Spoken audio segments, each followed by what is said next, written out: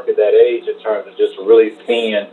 I mean, and of course, he was taken away from us way too soon. But what did you see with him in terms of just his ethic and just how he was really, polishing and moving along with his craft? You know what? When I was in Atlanta, when I left Atlanta, somebody had told me I had talked to somebody from Sony. He was weird. I talked to an industry guy from Sony. I can't even remember his name. Yeah, he was telling me about Nipsey Hussle, and I was like, I don't know who that is. Who is that? He was like, Nipsey Hussle. They were saying he's next to Blow. This is way back, like in 2010 or 2011. I'm like, who is this? I'm like, who is this Nipsey Hussle person? But so then I went to Alaska. That was my first time in Alaska. I remember I was in Alaska about to leave that last week. And I looked on the TV, and I seen him in that video, that Hustle video, and I was like, and I was just watching it, and I was like, damn, this is my kind of nigga. Like when I just seen how it was, even through the camera, I said, damn, the world need more rappers like this. I just felt the realness. I can't really explain. I was like, damn, and then I get back to Kansas City, went over to Lawrence, Kansas, and Topeka, Kansas, and 2 weeks later, prior to that, is when I met the nigga. And I was like, what the people that was bringing him over, they didn't even know he was a person. They thought Nipsey Hussle they thought it was a group. And I was like, no, that's a person. No, y'all, no. It's like, he's from somewhere. They didn't really know about him like that. I'm like, nah, man, nah.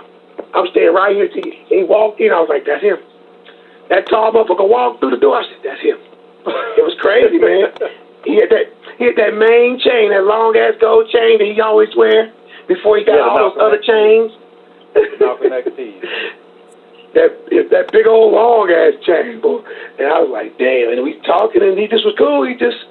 But he didn't seem scary or none of that shit. There was a lot of niggas start coming in around, and one of the niggas I knew kind of said something crazy to him, and he was ready to get at him, like, nah, nigga, cuz won't take no losses. I was like, he was just real, like, I'm like, because I don't even think they had no guns or none of that. Like, it was just them 3 or 4. It was all of us, and the way he loped up on dudes so fast.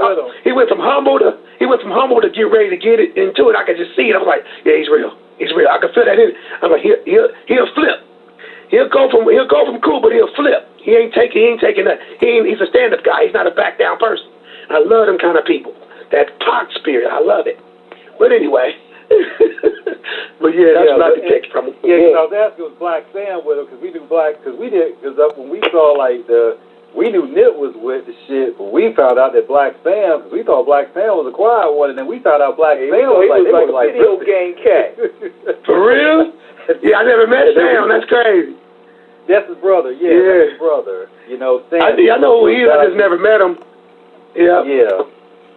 But then we found out like most of them are Shigum boys was like really with it. It's like they look the 60s ain't raised no punks. And shout out to Crenshaw, 60th Street, that they rep, man. I mean, but I know about them Rolling 60s. I knew about Rolling 60s back in Kansas City, though, way back in the day when I was a kid. I heard about this shit way, way, way back. I heard about it when people didn't even know about it, because I always stayed connected with people, OGs from different places.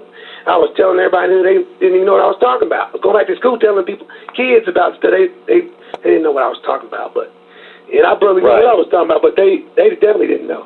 Well, yes, I always knew about the Rolling 60s. Rolling 60s, I always knew about that gang. So I always knew about it. So even when I heard that he was from that gang, I was like, yeah, he got to be something. Coming out being a rapper, repping them, you got to be something. They ain't going to just let you rep them like that and not be, not put no work in and that stuff.